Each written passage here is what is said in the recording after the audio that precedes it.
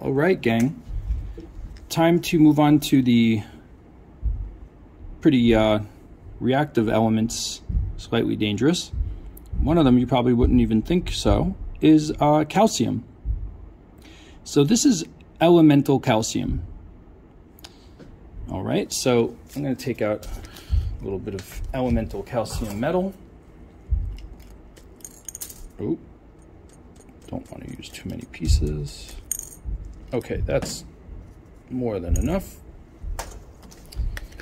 All right, put you back away in a safety container.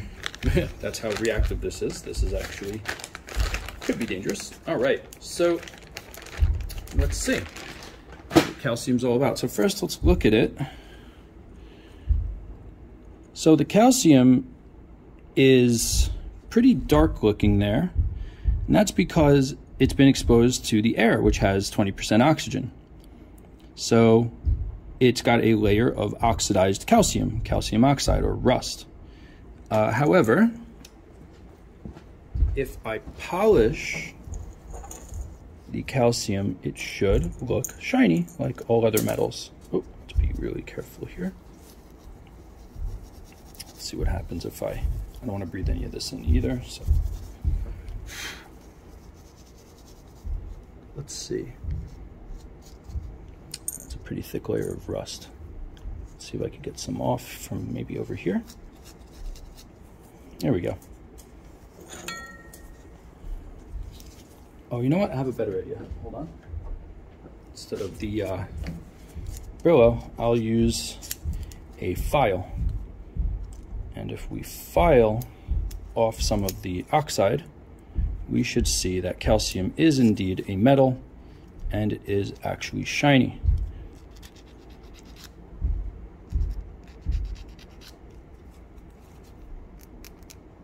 There we go. Now I see it. Oh, of course, dropping pieces of reactive metals places. Crazy chemists.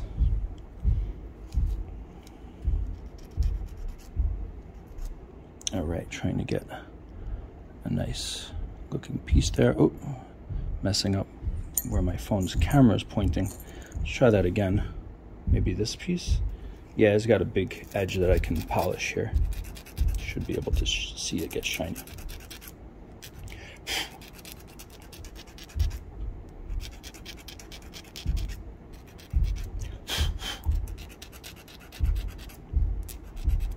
Here we go. I don't know if you're starting to see it, but see it? It's reflecting light. Polish it a little bit more. So that's the thing about a lot of metals. If they don't seem shiny, it's because they have a layer of rust or oxide. I don't know if you're seeing that now. Do you see it now? All right, so it is actually it's actually shiny underneath all of that, right? Kind of like us when we're in a grumpy mood. We're good underneath all that grumpiness. All right, so now another thing that we should test is the ability of calcium to conduct electricity, which would confirm that it is metallic. Got to get past the rust, and there we go. It is actually a metal, and it conducts electricity. All right. Now, let's see. Maybe one of the first things that I can test here is maybe heating up the calcium. So let's do that.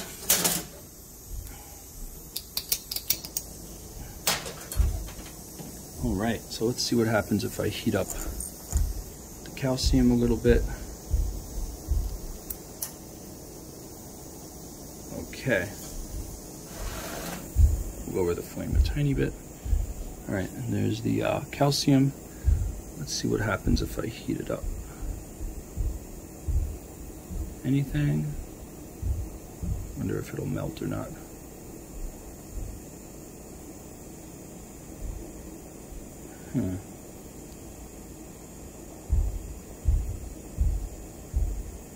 Seeing it give off like a little bit of an orangish flame.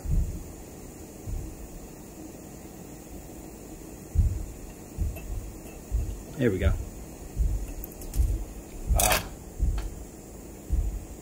Yeah, definitely not melting easily. Okay, so we are going to test calcium and its reactivity with water. So check this out. So I'm gonna take some plain old water,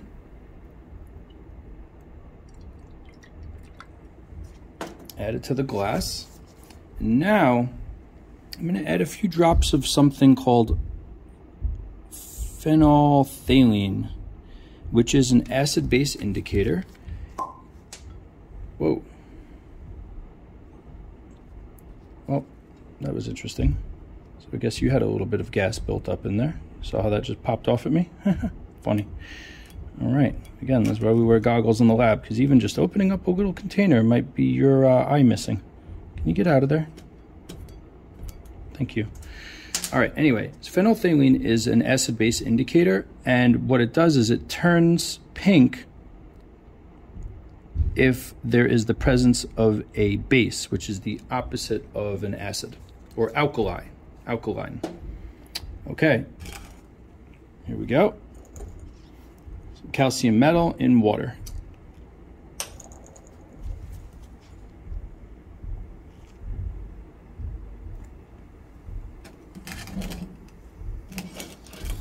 Whoa, there it goes.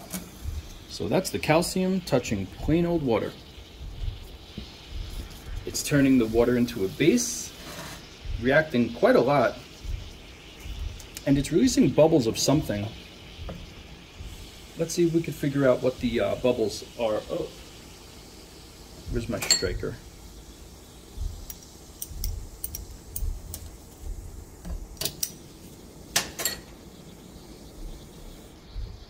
So if the bubbles are hydrogen, we should get a little explosion. Oh, there we go.